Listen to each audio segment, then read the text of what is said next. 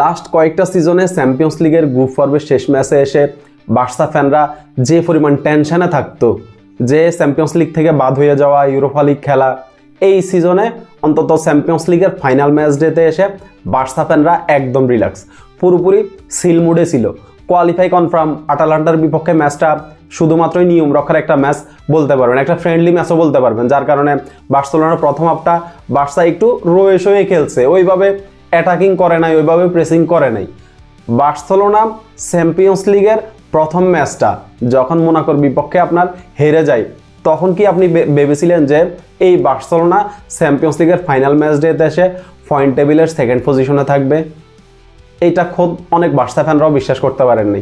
কিন্তু হ্যান্সি ফ্লিকের উপরে আমাদের একটা ভরসা ছিল যে হ্যান্সি ফ্লিক হতাশ করবে না। সিজনের শুরু থেকেই এটা বলতেছিলাম যে হ্যান্সি ফ্লিক আমাদেরকে হতাশ করবে না। ভাই, হ্যান্সি ফ্লিক একজন মাস্টার মাইন্ড কোচ, ও জানে ওর কখন কি করতে হবে। আটালান্টার বিপক্ষে এই ম্যাচটা বার্সেলোনা অন্তত জয় পাওয়ার দরকার ছিল। আমাদের এক্সপেকটেশন ছিল যে বার্সেলোনা এই ম্যাচটা জয় দিয়ে শেষ করতে পারবে। দুইবার এগিয়ে গিয়েও আসলে ড্র করাটা একটু হতাশা। তারপরেও সব কিছু মিলিয়ে কোয়ালিফাই নিশ্চিত, আহামরি কোনো ক্ষতি হয় নাই, এইটাই হচ্ছে এখন স্বস্তি।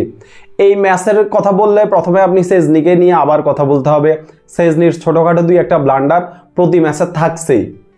এই সেজনিকে নিয়ে আমরা গত কয়েকদিন আগে যেভাবে বলছিলাম যে সেজনিকে চাই, ফিনাকে আউটই নাকি, ফিনাকে আউট করেন, সেজনিকে দরকার আমাদের, ওইখান থেকে এখন হয়তো বলতে হবে যে সেজনি আউট।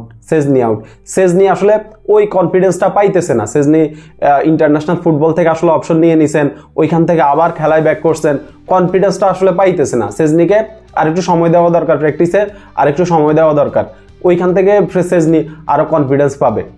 গতকাল রাফসান ভাইয়ের লাইভে আমি বার্সেলোনার দুই ফুল ব্যাক নিয়ে একটু হতাশা প্রকাশ করছিলাম যে ভাই, বার্সেলোনার এই দুই ফুল ব্যাক বালদা এবং কুন্দে, এদেরকে আমার ওয়ার্ল্ড ক্লাস মনে হয় না। এর এই যে ভালো খেলতেছে হঠাৎ করে দেখবেন যে এমন একটা ভুল করবে যেটার জন্য দল বিপদে পড়বে। বার্সার সেকেন্ড যে গোলটা কনসিড করে, ওইখান থেকে কুন্দের দায় থেকেই যায়। কুন্দে ওই বলটা ক্লিয়ার করার দরকার ছিল।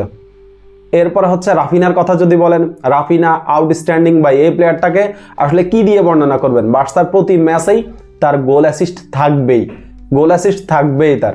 এই রাফিনা বার্সা ফ্যানদের মনে আলাদা একটা জায়গা করে নিয়েছে। এরপরে লামিনী আমালের কথা বলেন, লামিনী আমাল ভালো একটা গেম খেলছে, গোল পাইছে। সব কিছু মিলিয়ে বার্সার প্রত্যেকটা প্লেয়ারই মোটামুটি এই ম্যাচটা ভালো খেলছে। দিন শেষে আমাদের জয় পাওয়ার দরকার ছিল, জয় পেলে আমরা টেবিল টপার হিসেবে থাকতাম। ওইখান থেকে আসলে লিভারপুল হেরে যাওয়ার পরে বার্সা যখন দুইবার লিডে চলে যায়, তখন সব বার্সা ফ্যানই মনে করছিল যে বার্সা জিতে যাবে। আটালান্টা ওইখান থেকে দারুণভাবে কামব্যাক দেয়, যদিও তারা আসলে প্লে অফ ম্যাচই খেলতে হবে, টেবিলের 9 নম্বর পজিশনে আছে তারা। যাক, সব কিছু মিলে আলহামদুলিল্লাহ, যাক ম্যাচটা ড্র করলেও আমরা কোয়ালিফাই খুব ভালোভাবে করতে পারছি। প্লে অফ খেলার চিন্তা থাকবে না ওইখানে। প্লে অফ খেলার জায়গায় আসলে আমরা লা লিগা নিয়ে একটু বেশি গুরুত্ব দিতে পারবো। এরপরে হচ্ছে আপনার কোপা দেল রে নিয়ে একটু বেশি গুরুত্ব দিতে পারবো। দিন শেষে আপনি হ্যান্সি ফ্লিককে আবার একটা ধন্যবাদ দিবেন, কারণ হ্যান্সি ফ্লিক গত কয়েক সিজনে চ্যাম্পিয়ন্স লিগ গ্রুপ পর্বের শেষ ম্যাচে এসে আসলে যে পরিমাণ টেনশনে আমরা থাকছি, ওইখান থেকে হ্যান্সি ফ্লিক চ্যাম্পিয়ন্স লিগের ফাইনাল ম্যাচ ডেতে এসে আমাদেরকে জাস্ট সিল মোডে রাখছে। ধন্যবাদ হ্যান্সি ফ্লিক।